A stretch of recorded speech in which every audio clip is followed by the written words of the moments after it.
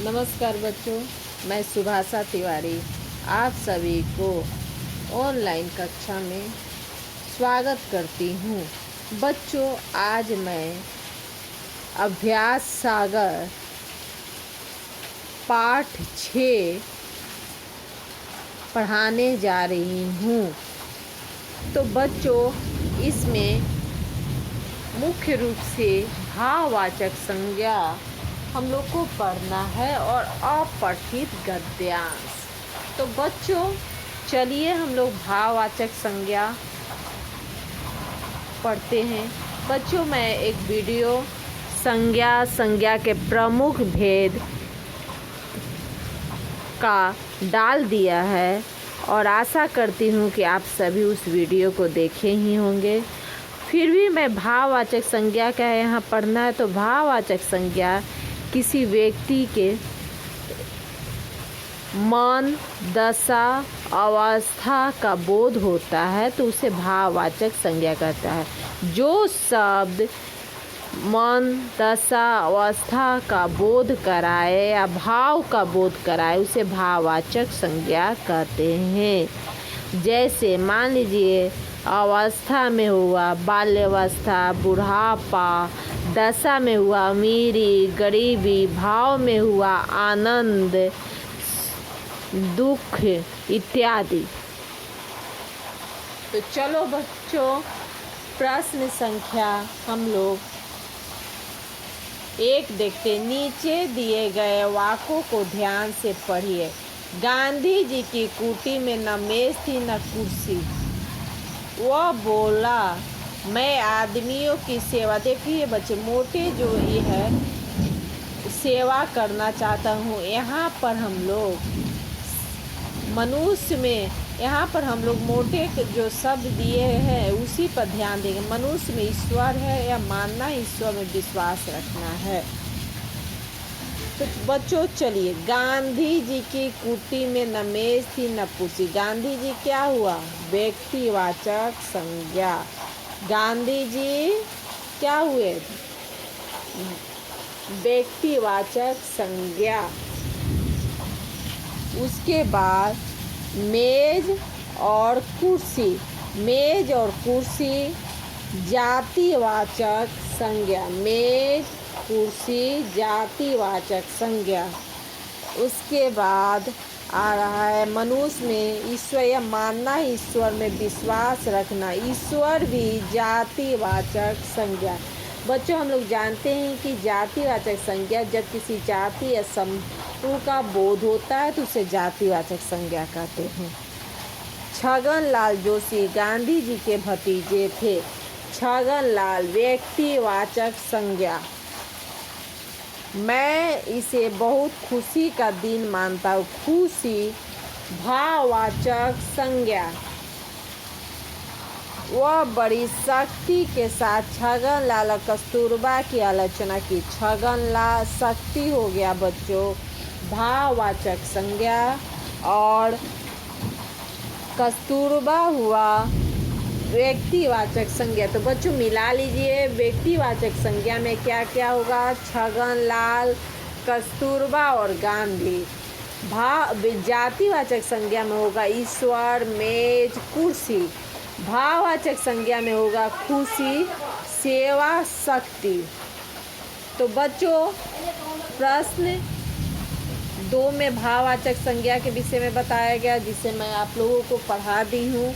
अब आइए बच्चों, नीचे दिए गए जातिवाचक संज्ञा शब्दों से भाववाचक संज्ञा बनाइए। अब देखिए, गुरु से बनेगा गुरुता दिया हुआ है। बूढ़ा से होगा बुढ़ापा। देखिए, बच्चा से होगा बचपन। पंडित से होगा पांडित्य। कवि से होगा, कवि तो है।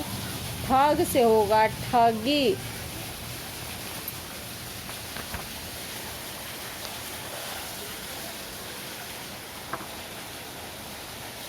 नीचे दिए गए सर्वनाम शब्दों में भाववाचक संज्ञा बनाइए। ये सर्वनाम शब्द, इसे भाववाचक बनाना है।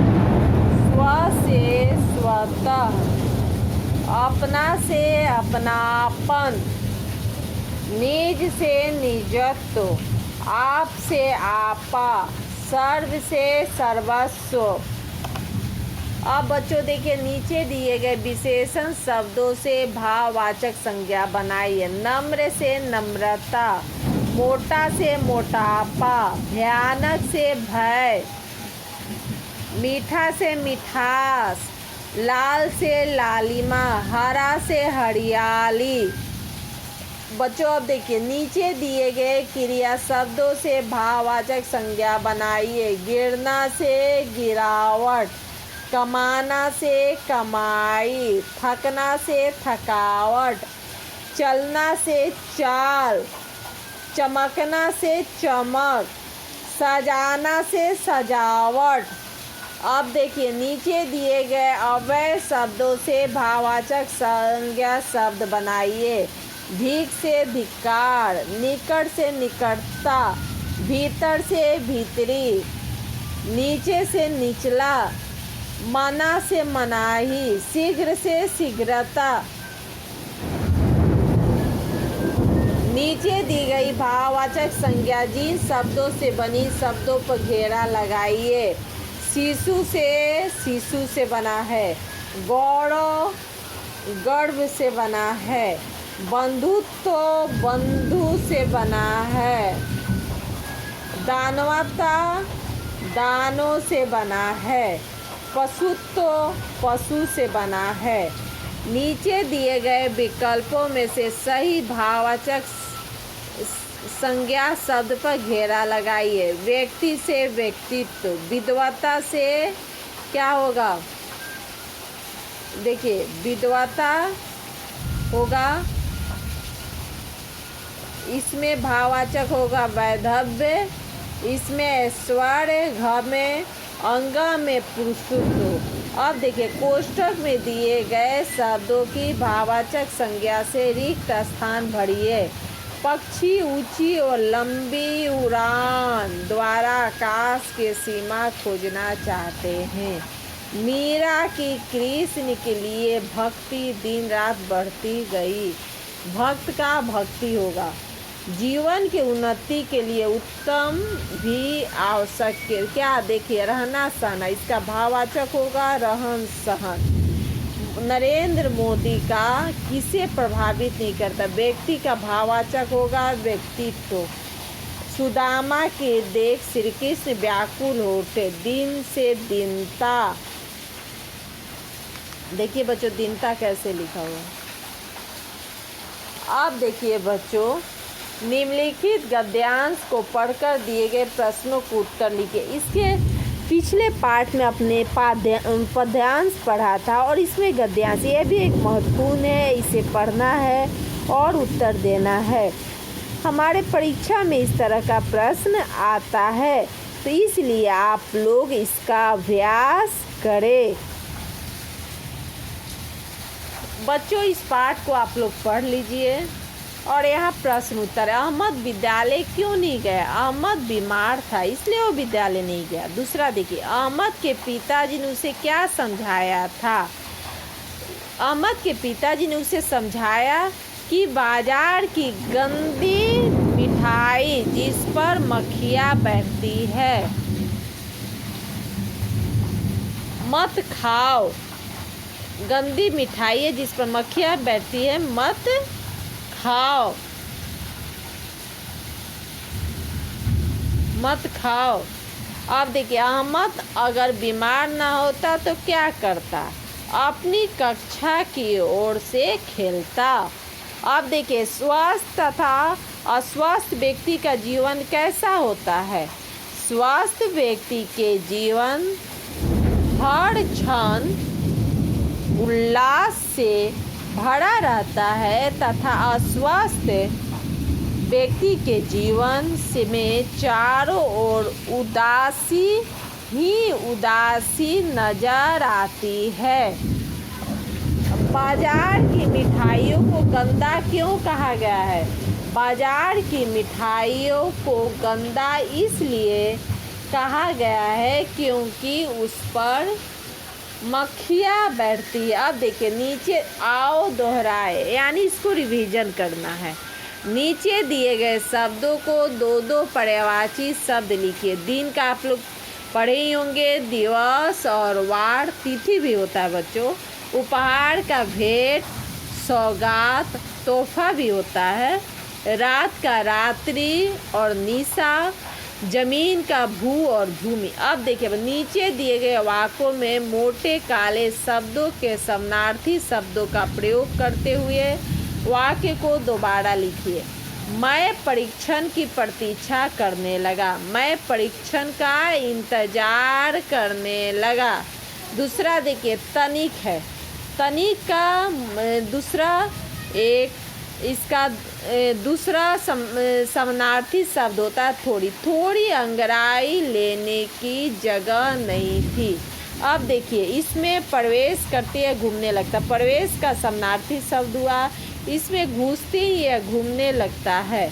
अब देखिए इस ध्वनि से व्यक्ति पागल भी हो सकता है। इस आवाज़ से व्यक्ति पागल भी हो सकता है। अब देखिए बच्चों नीचे दिए गए वाक्यों को पूरा कीजिए। धीरे धीरे शब्द से देखिए यहाँ बनाया हुआ। इसी तरह अचानक शब्द से बनाना है हम लोग। आप लोग अपने से भी बना सकते हैं। अचानक धू करते हुए एक यंत्र चलने लगा। अचानक वह दौड़ा। अचानक बैठ गया। अब देखिए मुझे ऐसा लगने लगा कि सारा घर हिल रहा है। वह गलत है। मुझे ऐसा लगने लगा कि वह दयालु है। अब बच्चों देखिए कल रात भर जगा था। कल रात भर टीवी देख रहा था। कल रात भर पढ़ रहा था। अब देखिए बच्चों नीचे दिए गए वाक्यों में उचित विराम चिन्ह लगाइए। मुझे क्या करना है? प्रश्नवाचक चिन्ह। तुलसीदास जी ने रामचरितमानस को एकल उद्धरण चिन्ह में लिखना है। डॉक्टर ने पूछा क्या आप ठीक है? डॉक्टर अल्पविराम दोहरा उद्धरण चिन्ह और दोहरा उद्धरण चिन्ह यहाँ बंद होगा। प्रश्नवाचक। आह कितना मीठा आम है। विस्मयादि बोधक चिन्ह यहाँ पूर्ण विराम। तो बच्चों यहाँ पर पाठ 6 मैंने आप लोग को अभ्यास पूरा करवा दिया। आप लोग इसे पढ़ लीजिएगा अपनी किताब पर और आशा करती हूँ कि यह पाठ आपको समझ में आया हो। धन्यवाद।